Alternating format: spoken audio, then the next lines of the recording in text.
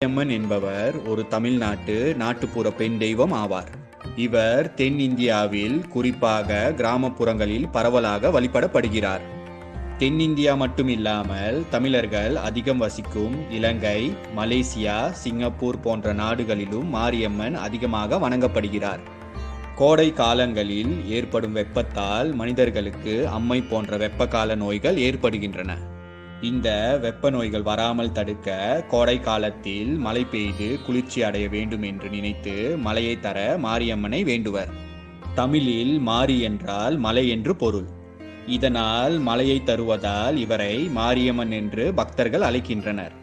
மாரியம்மன், மாரியம்மா, மாரியாத்தா, மாரி, அம்மா என்று பல பெயர்களிலும் அழைக்கப்படுகிறார்.